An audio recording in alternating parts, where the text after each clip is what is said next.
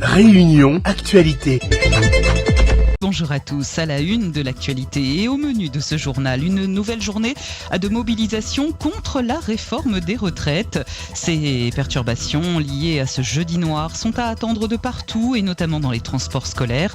2 défilés sont au programme à Saint-Denis et à Saint-Pierre. On parlera aussi de l'inflation galopante à La Réunion, de la colère des apiculteurs et des agriculteurs et aussi de la lutte contre la délinquance sur le front de mer de Saint-Pierre qui s'accentue. Police municipale et nationale s'allie à présent pour faire des actions concrètes et agir encore plus vite en cas de délit. La mairie vient de leur fournir des vélos électriques. Zoom aussi sur cette opération Wambushu qui est annoncée à Mayotte autour du 21 avril. Une opération diligentée par Gérald Darmanin avec un seul objectif, expulser les migrants comoriens. Et côté météo, grand soleil tout au long de cette matinée sur la Réunion avant le retour des pluies concentrées sur les hauts du sud-est cet après-midi. Et on ouvre ce journal avec cette nouvelle journée de mobilisation qui s'annonce, un jeudi noir avec au menu 2 défilés qui sont prévus à partir de 9h à Saint-Denis et à Saint-Pierre. Saint-Denis depuis le Petit Marché en direction du Barachois préfecture et à Saint-Pierre depuis le boulevard Banque jusqu'au front de mer à pied pour les manifestants. Et peut-être des surprises de type opération escargot. En tout cas, hier, les agriculteurs ne se sont pas privés pour le faire. La FDSEA est partie à 9h du matin de Saint-Benoît-Beaufond avec ses tracteurs, direction Saint-Denis à toute petite vitesse pour un rendez-vous à la DAF, la direction de l'agriculture et de la forêt. Leur but, réclamer un moratoire sur la suppression des molécules d'herbicides. Le syndicat est reparti avec la quasi-garantie qu'une molécule supprimée soit temporairement réautorisée pour la durée de cette campagne sucrière en 2023. Eux aussi criaient leur colère hier. C'était les apiculteurs. Hier matin, conférence de presse à Saint-Philippe du syndicat des apiculteurs. François Payette en est le président. À La Réunion, il est très remonté. Les ruches sont décimées par arrêté préfectoral en ce moment dans le sud, à Saint-Philippe et à Saint-Pierre, où sévit ce qu'on appelle le varroa, le petit coléoptère des ruches qui tue les abeilles. Et aujourd'hui, il a été mené avec des huissiers des études précises pour comprendre d'où vient le problème. Ce ne seraient pas des ruches des apiculteurs, mais des ruches sauvages dans la forêt où les abeilles sont fragilisées. Donc, aux yeux de François Payette, il faut arrêter le massacre des abeilles. Écoutez-le. Nous sommes allés en forêt au mois de mars devant l'inaction de ce côté-là, en compagnie d'un huissier. On a fait des prélèvements transmis à la DAF avec un refus de transmettre on ne cesse les échantillons et les photos. Et donc là, on attend effectivement les résultats. Sur 5 colonies qu'on a piégées, 4 contenaient des éléments suspects qu'on a transmis. Ça va changer complètement la donne. 7500 ruches inspectées, c'est à se poser des questions. L'infestation proviendrait peut-être de la forêt. Les abeilles n'arrivent pas à se défendre. C'est une ruche naturelle, donc n'importe qui veut dire petit cocktail peut y entrer facilement. Ces colonies ne sont pas traitées contre des maladies existantes, de varroa en particulier. Donc elles sont affaiblies. Le petit cocktail est un opportuniste, donc il va se mettre dans les colonies affaiblies. C'est là où elles se trouvent. Donc les colonies sont relativement fortes, mais l'hiver arrivant, les colonies vont faiblir. Comme elles ne sont pas traitées par varroa, donc c'est un mets de choix pour le petit coléoptère. Alors que les nôtres, elles sont entretenues toute l'année. Voilà, François Payette qui est le président du syndicat des apiculteurs de La Réunion. L'inflation galopante, on en a beaucoup parlé hier sur l'antenne de Freedom, c'était même le sujet du baromètre. Vous avez été très nombreux à parler de ces produits de première nécessité qui augmentent. Viande, œufs, huile, beurre, tout a augmenté. Voici un extrait de quelques-unes de vos interventions. On avait 7 mois, ou alors ça c'est frites à 2,5 kg là. Écoute, 2,95 €, là arrive à 5,95 €. Le poulet, le THT, écoute, 5,75 €, un truc comme ça, là arrive 10,95 €. Et l'huile pareil, l'huile ne paye, l'huile peut être 2 € un bout, 1 € un bout. L'huile, 4 €, elle a doublé, oui, multiplié même. Il gagne plus sur le chariot plein. Il faudrait qu'on mette environ 200 €, voire un petit peu plus, en plus pour avoir un chariot plein. Les produits qu'on achète, tout l'augmenté. Un produit te coûte 6-7 €. Là, on paye 13 €, 95% des produits l'augmenté. Le prix de pâte pour la base. L'huile, c'est tout. Le riz, l'huile. Les œufs, pareil. Même la caisse de poulet, pareil. La purée, yes. Avant, la bouteille d'huile, le prix c'était 1,99 €. Maintenant, regarde le prix, ça a triplé. Donc, on est standard là. Avant, tu payes 5 €, 4 €, 5 €. Maintenant, regardez, 8 €, 9 €. Oh, ça ne sera pas comme ça. Il y a répit. Avant, tu payes une bouteille d'huile, 1,49 €, 1,89 €. Là, il y a une grande différence. 2,99 €, 3,99 €. Mais il y a une grande différence. n'a pas tué un peu quoi. Je me dis, maman, fais attention parce qu'il y a des choses. Où tu commences avec 396 euros, une affaire comme ça. On me dit quoi?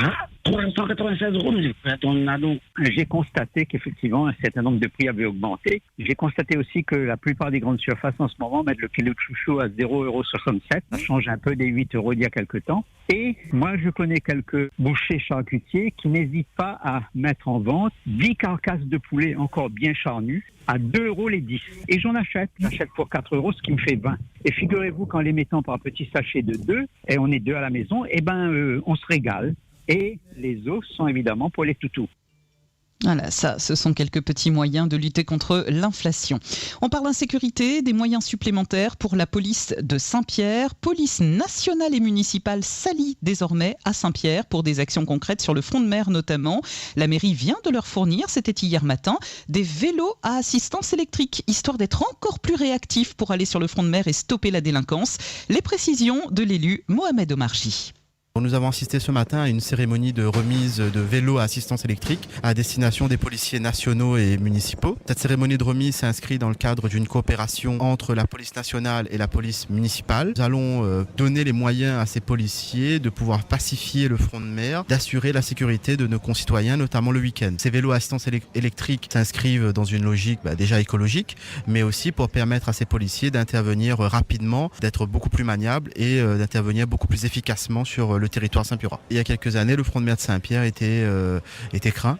Aujourd'hui, je pense que depuis plusieurs années, entre ces brigades qui interviennent la nuit, policiers nationaux, policiers municipaux, mais aussi l'intervention de la justice, ça a permis de faire baisser énormément le taux de délinquance sur le front de mer. Depuis le vendredi jusqu'au dimanche, Saint-Pierre est une ville attractive où les gens viennent beaucoup sur le front de mer. Aujourd'hui, vous avez beaucoup moins d'incivilité et on constate beaucoup moins d'infractions sur la voie publique. Un endroit très accidentogène sur la 4 voies Saint-Pierre-le-Tampon. Ce dimanche, un accident mortel s'est produit à cet endroit. Et précisément à la sortie de la ligne des Bambous, 4 voies de Saint-Pierre, direction le Tampon. Hier encore, plusieurs voitures accidentées au même endroit en cause de l'eau stagnante et un fort risque d'aquaplaning. Moi, j'étais juste déjà avec eux. Si c'était pas été, moi, j'étais pas. La voiture, il pétait encore. Donc, on a bien reculé, tous les 6 côtés. De mon gars, il passait tranquillement. Il ne gêne pas personne. Si c'était pas la voiture devant moi, c'était moi qui passais. En fait, on a des ingénieurs Bac +6 qui fait des routes comme là. L'odeur, pas d'évacuation, l'odeur, la voiture a monté. Doucement, la voiture montait doucement, on roulait dans la flaque d'eau et aquaplaning, a glissé le cours de la barrière de sécurité, la projectaire sa voie de droite après. Mais si vous allez venir, franchement, ne roulez pas vite, il ne roule pas vite, mais beaucoup de bruit d'eau, faut barrer ou voilà, les ingénieurs au niveau comme ça, il faut pas moins. Et ça c'est tout le temps même place. Il ne fait pas rien. J'ai failli faire un aquaplaning et la 206 derrière moi en a fait un. Donc elle a tapé dans la rambarde de sécurité. Je pense qu'il y a déjà eu un accident à ce niveau. Là, il y a eu un deuxième. Il faut faire attention. En montant, en fait, il y a toute l'eau du côté descendant qui se retrouve au milieu de la route.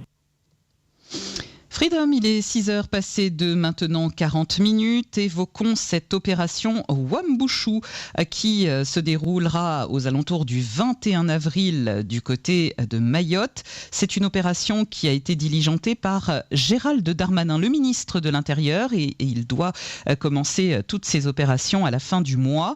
Le ministre de l'Intérieur qui a un objectif. Le premier, c'est d'expulser les migrants comoriens et le second, c'est de détruire une partie des bidonvilles. Une intervention de l'État français qui provoque la polémique à Mayotte, bien sûr, mais également aux Comores ou dans l'Hexagone. Les explications de Charles L'Huillier. Des bidonvilles où les cases en bois sous tôle sont très rudimentaires et où les habitants, en majorité comoriens, vivent sans eau potable.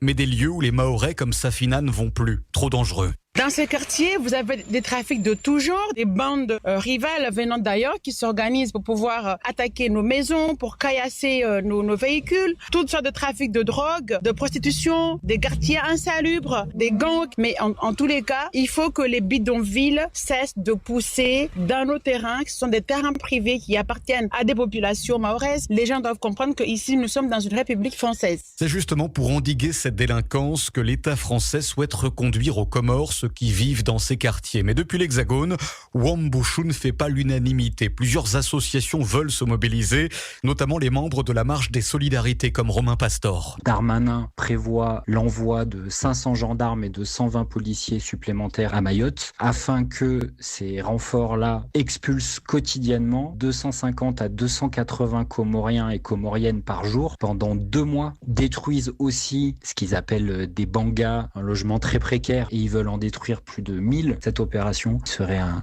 scandale, un massacre et une honte. Des associations en métropole qui font bondir Estelle Youssoufa, députée de Mayotte. C'est trop facile de faire son petit communiqué du fin fond de son canapé dans l'Hexagone et puis ensuite de laisser le merdier à Mayotte. Je rappelle à celles et ceux qui décident de subitement se sortir les doigts de leur arrière-train parce que je pense que nous ne voudrions pas, nous, Mahoraises et Mahorais, vous empêcher d'aimer vos clandestins. Amenez-les dans l'Hexagone. Ramenez-les avec vous, hein? Ramenez-les, parce que c'est trop facile. L'an dernier, 571 kwassa-kwassa transportant 8000 migrants ont été interceptés en mer et 25 000 personnes ont été reconduites à la frontière, très majoritairement vers les Comores. Outremernews.fr, le site de l'actualité Outre-mer, 24 heures sur 24 et 7 jours sur 7. Retrouvez la chaîne Outremer News sur YouTube.